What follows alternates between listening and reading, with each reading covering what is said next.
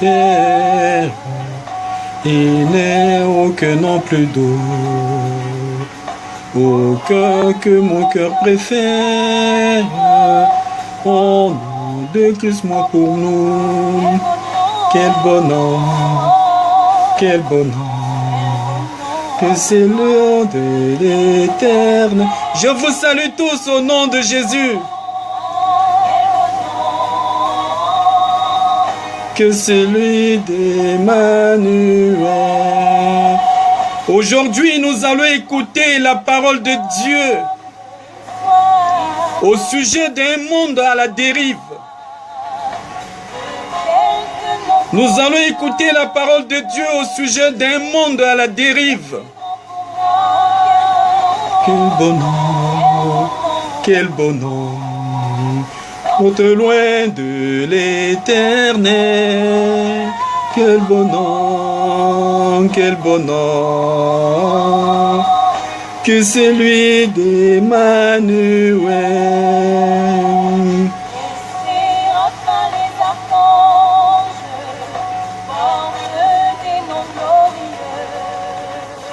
Mes frères et sœurs, lorsqu'il y a un message sur la prospérité financière, la bénédiction terrestre, l'argent et les fables que les gens aiment entendre comme tu vas voyager, tu vas réussir, tu vas te marier, tu vas travailler, tu vas avoir un enfant, tu vas recevoir l'onction financière, eh bien plusieurs personnes vont faire suivre. Ou bien s'il s'agit d'une vidéo scandaleuse dans laquelle la nudité de la femme est exposée et publiée sur Internet, alors plusieurs personnes vont se précipiter dessus pour visualiser et faire partager au maximum afin qu'un nombre important de personnes puissent voir cela. Mais lorsqu'il s'agit d'un message sur la crainte de Dieu, la repentance, la sanctification, ou bien concernant le retour de Jésus-Christ, cette génération ne prête pas attention pour écouter et faire partager au maximum afin de gagner et de ramener les cœurs à la repentance et à la conversion à Christ. C'est un monde à la dérive qui tire à sa fin. Plusieurs personnes qui vivent dans ce monde sont attirées que par la créature au lieu d'être attirées par le Créateur. Ils ont oublié Jésus-Christ pour l'amour des biens et des plaisirs malsains de ce monde.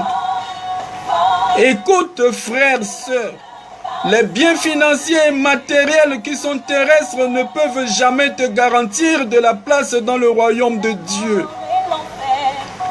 La Bible déclare dans Genèse chapitre 1, verset 1 à 3.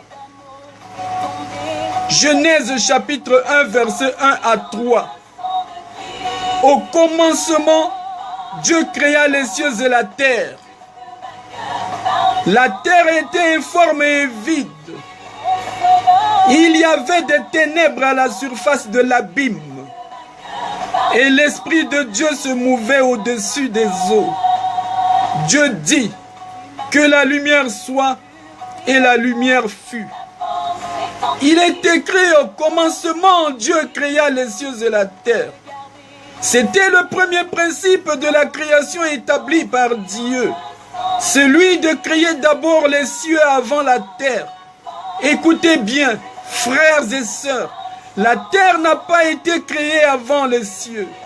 Ce sont les cieux qui ont été créés avant la terre. Dieu dans son plan veut que tu regardes d'abord vers les cieux. Dieu veut que tu gagnes d'abord de la place dans les cieux. Mais beaucoup de personnes de nos jours viennent à l'église pour gagner seulement de la place sur la terre comme l'objectif d'avoir la solution à leurs problèmes de voyage, de mariage.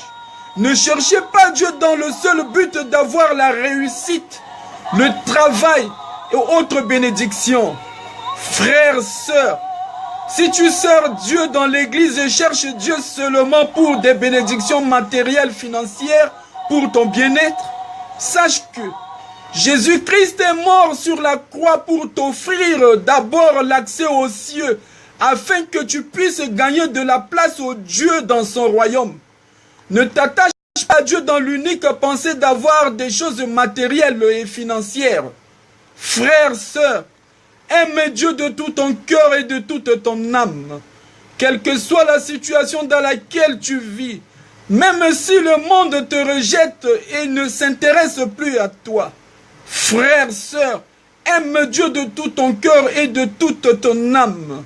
Quelle que soit la situation que tu traverses, même si ton épouse t'a abandonné, même si tu es répudié par ton mari, même si tu es orphelin ou orpheline et que tu n'as plus de soutien de la famille, frères, sœurs, dans toutes ces situations, aime Dieu de tout ton cœur et de toute ton âme. N'abandonne pas Dieu ton Créateur. Si les gens se détournent de Dieu pour l'amour des choses et les plaisirs de ce monde qui sont éphémères, alors quant à toi, ne te détourne pas pour abandonner Dieu ton Créateur.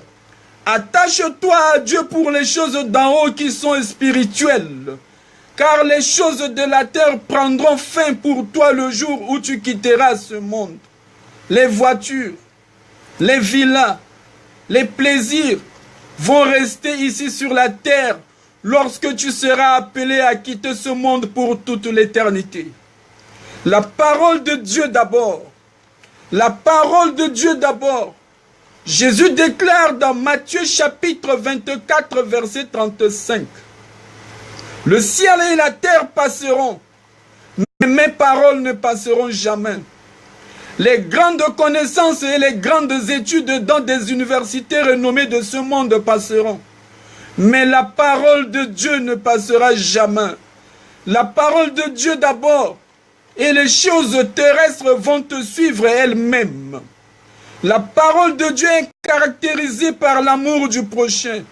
Il n'y a pas de véritable bénédiction sans une vie de repentance sincère qui conduise à la sanctification sans laquelle personne ne verra Dieu.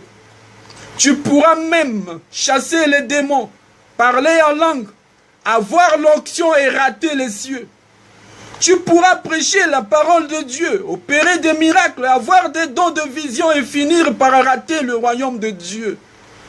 Mais tu ne pourras jamais rechercher la paix avec tous et vivre dans une vie de sanctification et rater le royaume de Dieu. La Bible déclare dans Hébreux chapitre 12 verset 14, « Recherchez la paix avec tous et la sanctification sans laquelle personne ne verra le Seigneur. » La véritable vie chrétienne est de mettre en pratique la parole de Dieu afin de se présenter devant le trône de Dieu avec un état de cœur pur. Tu ne peux jamais demeurer et vivre dans un état de cœur pur et rater le royaume de Dieu.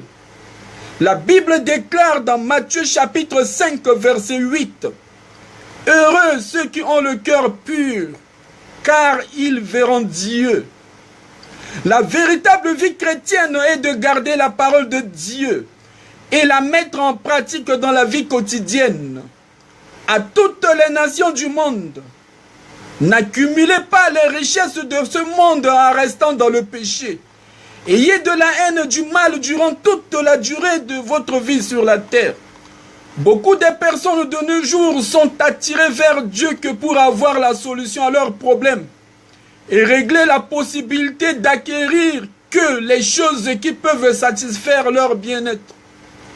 Puis après tout cela, lorsqu'elles obtiennent ce qu'elles veulent, c'est fini. Elles ne manifestent plus aucun intérêt pour Dieu. Ce monde dans lequel nous nous trouvons est un monde à la dérive, mes bien-aimés.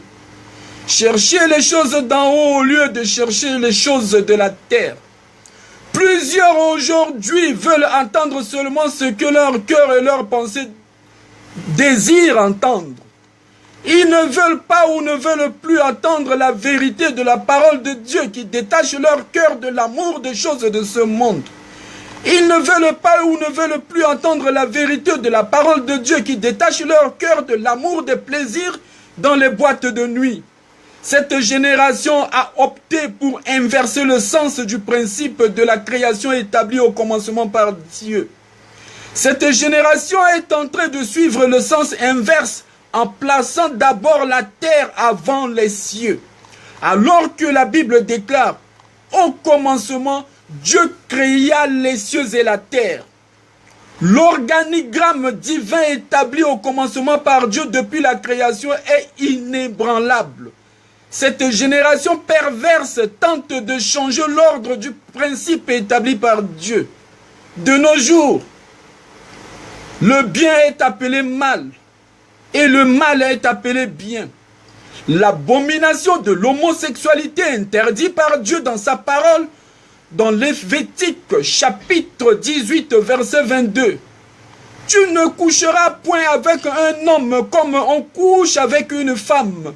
C'est une abomination. L'homosexualité est votée et adoptée comme un acte normal par des personnes dépourvues de sens. Là, ce sont les humains qui ont décidé ainsi. Mais que dit Dieu dans sa parole? Dieu dit ceci. Tu ne coucheras point avec un homme comme on couche avec une femme. C'est une abomination. Peu importe ce qui est décidé par les gens de ce monde, la décision suprême de Dieu dans sa parole est souveraine et supérieure à toute pensée et décision humaine. L'homosexualité a même franchi le pas de certaines églises. Il y a de cela 15 ans ou 30 ans avant, personne ne pouvait imaginer que les nations pouvaient accepter officiellement une telle dérive. La Bible dit dans Matthieu chapitre 24 verset 15, c'est pourquoi, lorsque vous verrez l'abomination de la désolation dont a parlé le prophète Daniel, établie en lieu saint, que celui qui lit fasse attention. Là où on ne pouvait même pas imaginer qu'une telle abomination pourrait sortir, c'est en ce lieu qu'elle s'est installée. Obéissez à ce que dit Dieu dans sa parole. Lévitique chapitre 18 verset 22. Tu ne coucheras point avec un homme comme on couche avec une femme. C'est une abomination. Peu importe l'approbation de l'homosexualité par certains bishops, pasteurs, prêtres et bien d'autres personnes de ce monde, sachez que toutes ces personnes sont dans l'égarement et le vide. La parole de Dieu ne change pas. La parole de Dieu est la pensée de Dieu. La parole de Dieu est la mentalité de Dieu. Ce que Dieu a dit dans sa parole ne changera jamais. Certains bishops et responsables de lieux de culte qui ont accepté l'homosexualité comme une liberté normale sont dans l'abomination et la perdition. Toutes les libertés humaines qui s'opposent à la parole de Dieu est une voie spacieuse qui mène à l'enfer. Certaines personnes qui ont trouvé bon de vivre dans l'homosexualité sont dans l'abomination et la perdition. Que personne ne vous trompe. Dieu dit clairement dans sa parole dans Lévitique chapitre 18 verset 22. Tu ne coucheras point avec un homme comme on couche avec une femme. C'est une abomination, c'est clair. C'est clair. Dieu n'est pas un bishop d'un lieu de culte. Dieu n'est pas un responsable d'une quelconque dénomination. Dieu n'est pas un pasteur d'une église locale. Dieu n'est pas un prêtre d'une paroisse. Dieu n'est pas un député qui vote des lois humaines. À chaque fois que les décisions des hommes iront à l'encontre de la décision de Dieu dans sa parole, vous obéirez qu'à la décision déclarée par Dieu dans sa parole et mettez-la en pratique dans votre vie. Que personne ne vous trompe. Que personne ne vous trompe. La parole de Dieu n'a jamais changé. La parole de Dieu ne change pas et la parole de Dieu ne changera jamais. Dieu veille sur sa parole pour l'accomplir. Dieu dit ceci. Tu ne coucheras point avec un homme comme on couche avec une femme. C'est une abomination. Obéissez à Dieu et pratiquez sa parole. Il y a un monde informe et vide qui a occupé toute la place dans cette génération. Le vide occupe de la place dans la plupart des mentalités humaines. Beaucoup regardent comme s'ils ne regardent pas. Plusieurs entendent comme s'ils n'entendent pas. Sachez que ne pas vouloir écouter la vérité de la parole de Dieu qui détache les cœurs de l'amour des choses de ce monde, c'est ne pas vouloir écouter Jésus-Christ. La Bible dit dans 1 Jean chapitre 2, versets 15 à 17, « N'aimez point le monde, ni les choses qui sont dans le monde. Si quelqu'un aime le monde, l'amour du Père n'est point à lui. Car tout ce qui est dans le monde, la convoitise de la chair, la convoitise des yeux et l'orgueil de la vie, ne vient point du Père, mais vient du monde. Et le monde passe et sa convoitise aussi. Mais celui qui fait la volonté de Dieu demeure éternellement. » Tu pourras dire que les biens terrestres que tu possèdes te suffisent déjà. Tu peux dire que tes multiples comptes dans des différentes banques sont des garanties pour l'avenir de ta vie et celle de ta famille. Mais sache que tu t'es trompé. Tes multiples comptes bancaires ne peuvent pas te garantir de la place dans le royaume de Dieu pour la vie éternelle.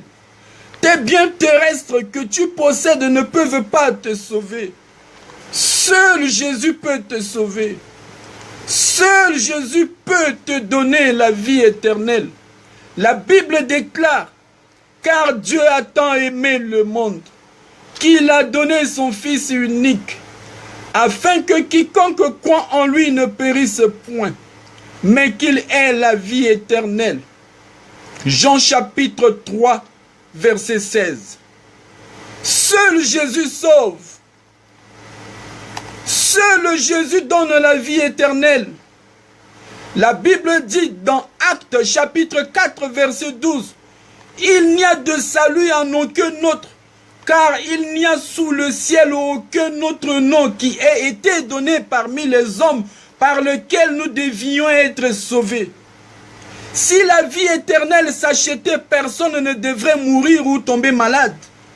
Si la vie éternelle s'achetait sur cette terre, personne ne devrait vieillir et il ne devrait pas y avoir des hôpitaux et des morgues sur cette terre. Si la vie éternelle s'achetait, il ne devrait pas y avoir des cimetières dans ce monde.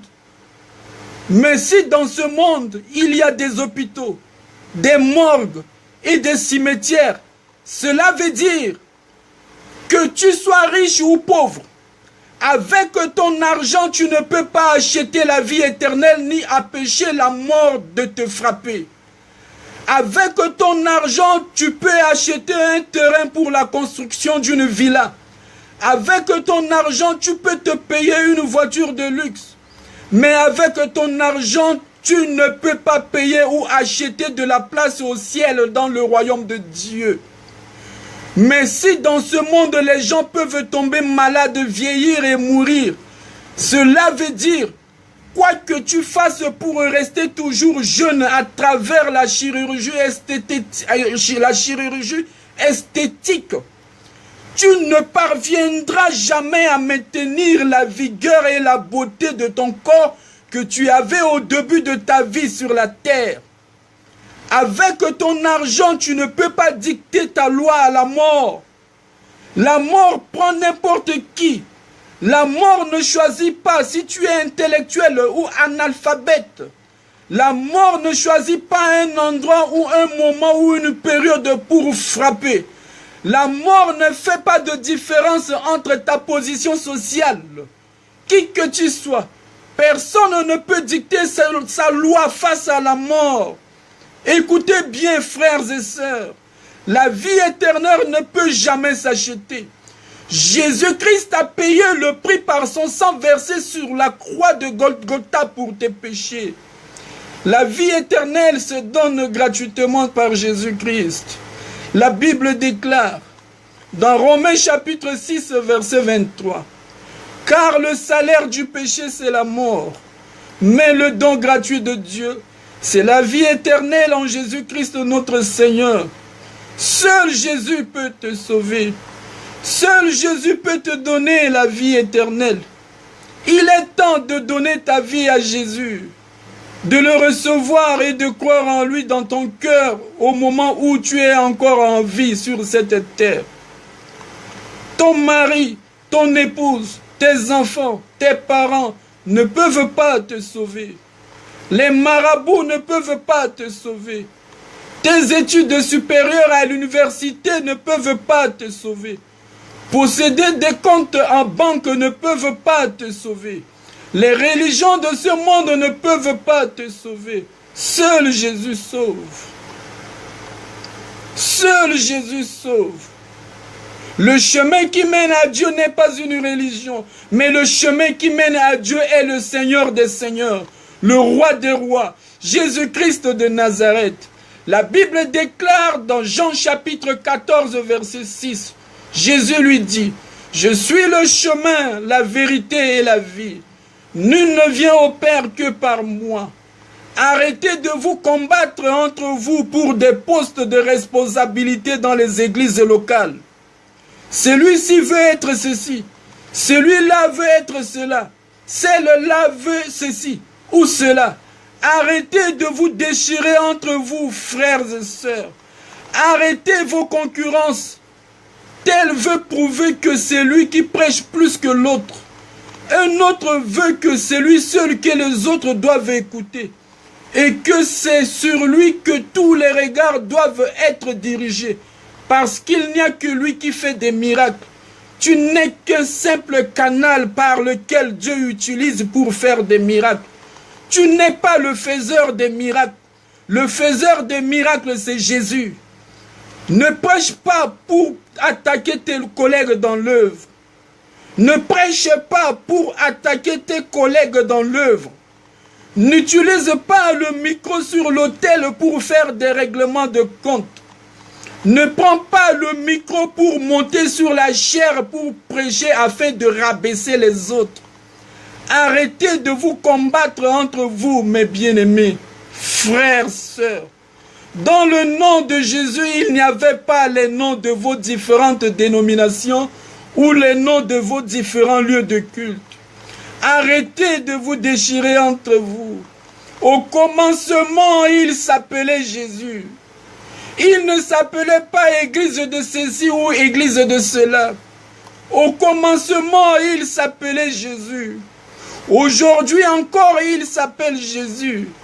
Il ne s'appelle pas assemblée de ceci ou paroisse de cela. Aujourd'hui encore, il s'appelle Jésus. Et même demain, il s'appellera Jésus.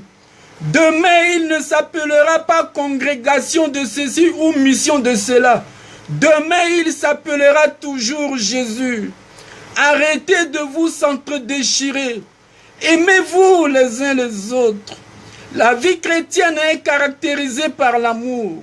La vie chrétienne est caractérisée par l'amour. Arrêtez de vous diviser entre vous. Aimez-vous les uns les autres. Frères, sœurs, tu ne peux pas tout faire l'œuvre de Dieu à seul. Tu as toujours besoin des uns et des autres. Moïse s'était confronté un jour à des difficultés face à Amalek. Et pour vaincre Amalek, Moïse avait besoin d'Aaron et Hur. La Bible dit dans Exode chapitre 17, verset 11 à 12. Lorsque Moïse élevait sa main, Israël était plus fort. Et lorsqu'il baissa sa main, Amalek était le plus fort. Les mains de Moïse étant fatiguées, ils prirent une pierre qu'ils placèrent sous lui et il s'assit dessus.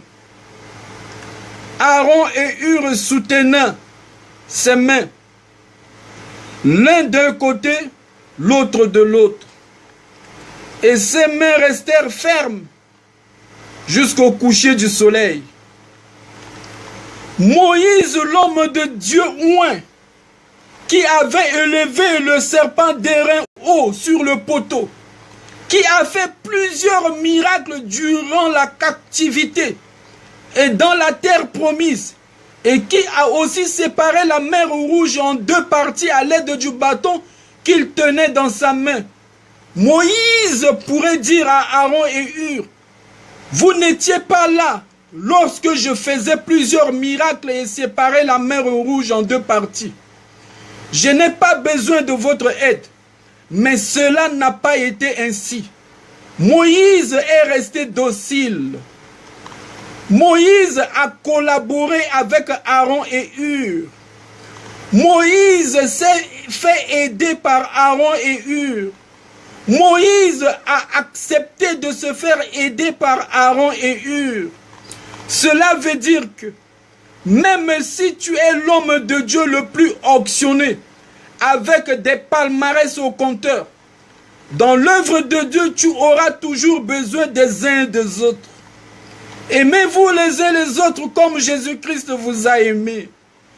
Ce qui faisait la force de l'apôtre Pierre et l'apôtre Paul était l'amour des uns et des autres. Aimez-vous les uns les autres comme Christ a aimé l'Église. L'Église n'appartient à personne sur cette terre, l'Église appartient à Christ. Un seul est mort sur la croix pour l'Église, Jésus-Christ de Nazareth. Un seul est mort sur la croix pour l'Église, Jésus-Christ de Nazareth. Un seul est le chemin qui mène à Dieu. C'est pourquoi pour la première fois dans l'histoire de toute l'humanité, quelqu'un a déclaré « Je suis le chemin, la vérité et la vie. Nul ne peut venir au Père que par moi. » Même Moïse, par qui Dieu a fait séparer la mer Rouge en deux parties, n'a pas dit qu'il était le chemin. Même le prophète Élie, par qui Dieu a fait descendre le feu du ciel contre l'autel des faux prophètes de Baal, n'a pas dit qu'il était le chemin. Même Daniel, par qui Dieu a fermé les gueules de lions, n'a pas déclaré qu'il était le chemin. Même Jean-Baptiste, qui a baptisé Jésus, n'a pas déclaré qu'il était le chemin. Un seul a dit « Je suis le chemin », Jésus-Christ de Nazareth. Un seul a dit « Je suis le chemin », Jésus-Christ de Nazareth. La Bible déclare dans Jean chapitre 14, verset 6, Jésus lui dit « Je suis le chemin, la vérité et la vie. Nul ne vient au Père que par moi. » Jésus est le chemin qui mène à Dieu. Il n'y a pas un autre chemin qui mène à Dieu en dehors de Jésus. Il n'y a pas une autre vérité en dehors de Jésus. Il n'y a pas une autre vie en dehors de Jésus. Si Jésus dit qu'il est le chemin, cela veut dire que Satan est le sens opposé du chemin, le sens contraire du chemin, le sens détourné. Si Jésus dit qu'il est la vérité, cela veut dire que Satan, qui ne se tient jamais dans la vérité, est le père du mensonge. Si Jésus dit qu'il est la vie, cela veut dire que Satan est mortel et en lui il n'y a pas la vie. Frères et sœurs, unissez-vous, élevez-vous en tenant le flambeau de la parole de Dieu dans vos mains pour éclairer ce monde qui vit dans l'obscurité en témoignant l'évangile de Jésus-Christ. Frères et sœurs, ce monde tire à sa fin. Plusieurs églises locales sont remplies que des religieux et des religieuses. On n'en trouve plus des disciples qui peuvent se lever à leur propre gré pour obéir à la parole de Dieu, pour aller témoigner l'évangile de Jésus-Christ hors de l'église locale.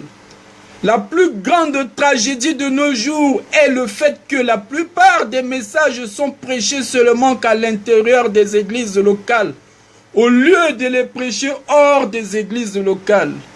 Frères et sœurs, sortez hors de vos églises locales et quittez pour aller témoigner l'évangile de Jésus-Christ, pour gagner des âmes et ramener les cœurs à la repentance et à la conversion à Christ. La Bible dit, la terre était informe et vide, Il y avait des ténèbres à la surface de l'abîme.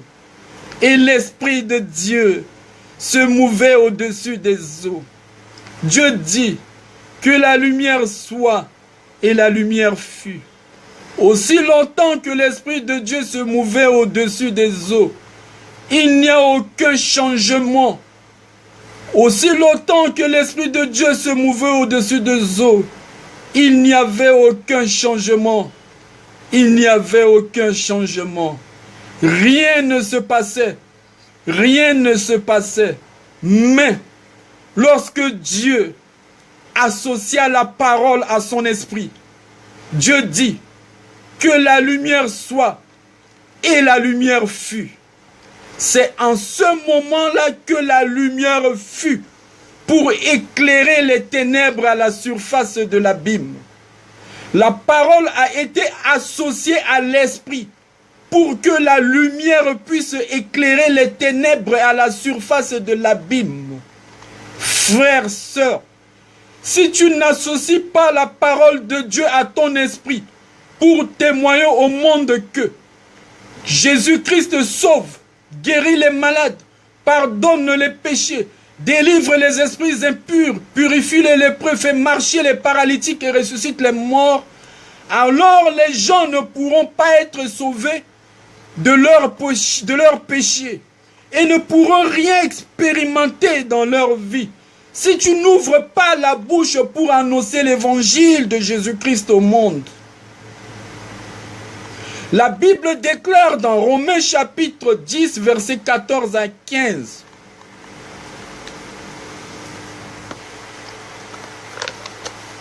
Romains chapitre 10, versets 14 à 15. Comment donc invoqueront-ils celui en qui ils n'ont pas cru? Et comment croiront-ils à celui dont ils n'ont pas entendu parler? Et comment entendront-ils parler s'il n'y a personne qui prêche?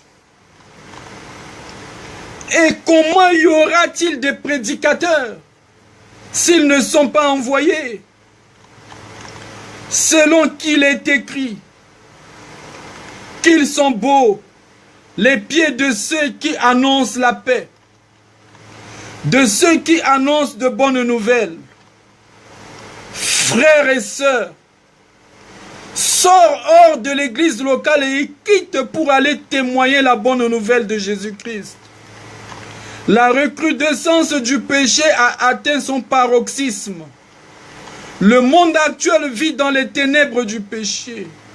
Les disciples étaient caractérisés par le témoignage de la bonne nouvelle du Seigneur Jésus. L'annonce de l'évangile faisait partie de la vie quotidienne des disciples. C'était leur marque. On les identifiait avec ça. Les disciples vivaient comme Christ. Les gens reconnaîtraient la vie du Christ en eux.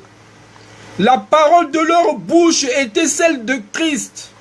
Leur mentalité était de chercher premièrement le royaume et la justice de Dieu.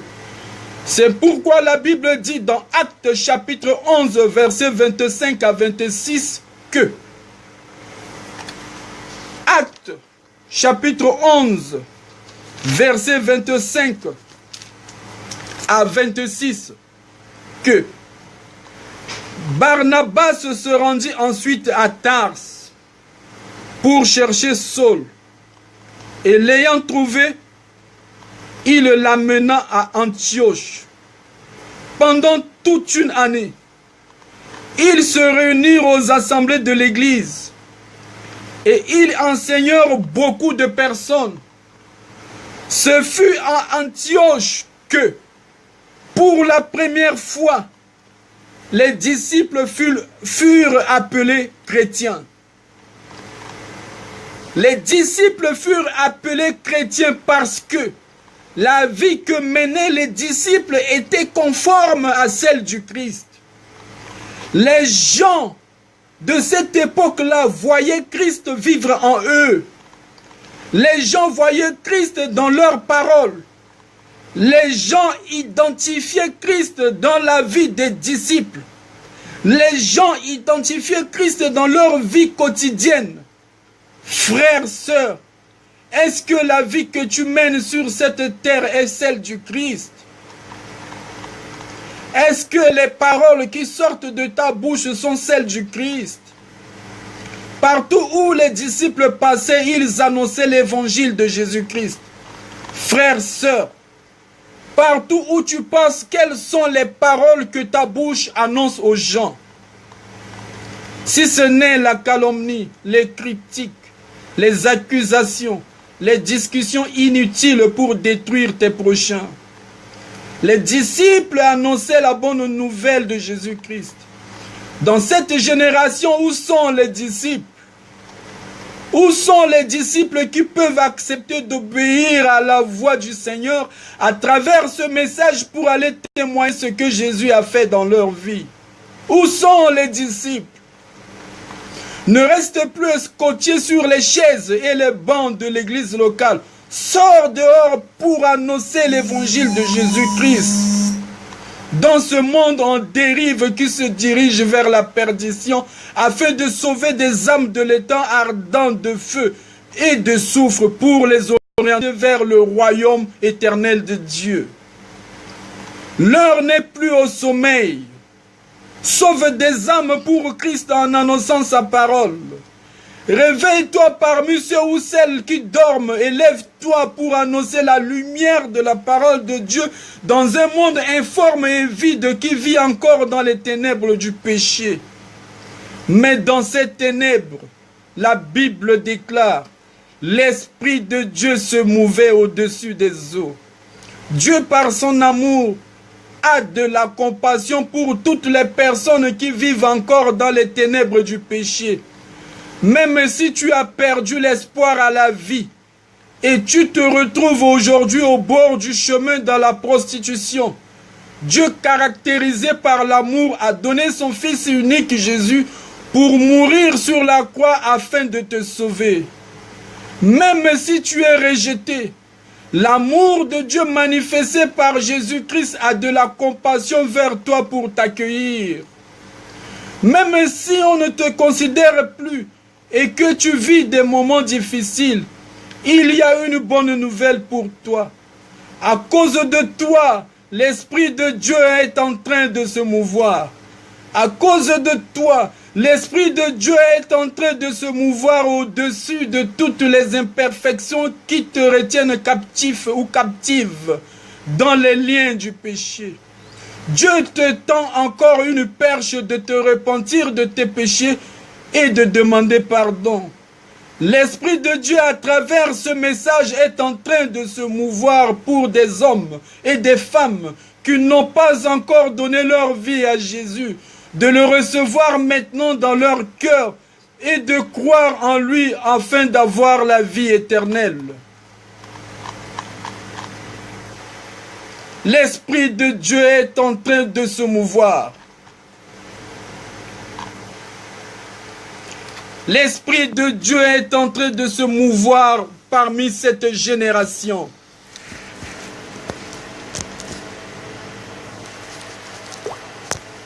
L'Esprit de Dieu est en train de se mouvoir.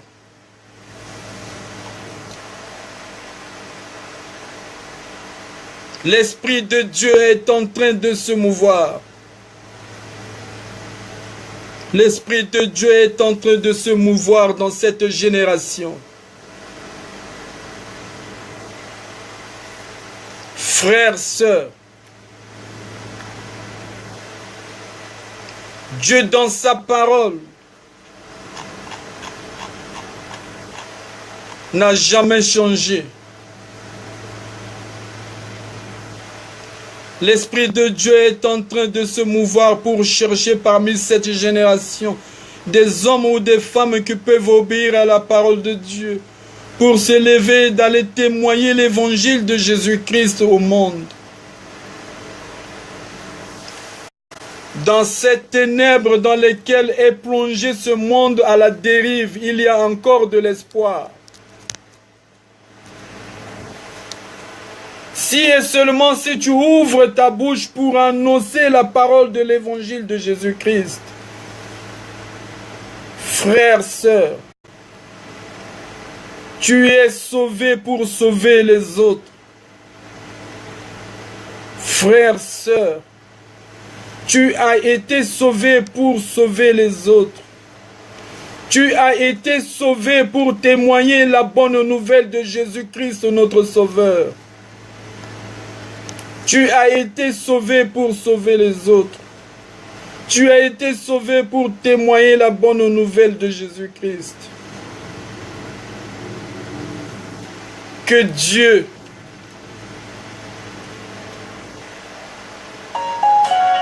bénisse sa parole. Que Dieu bénisse sa parole. Au nom de Jésus.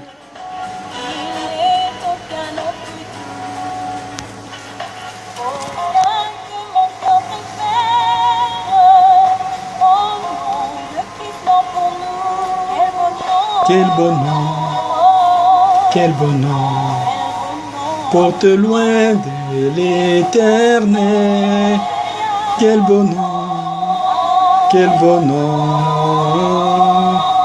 que celui d'Emmanuel.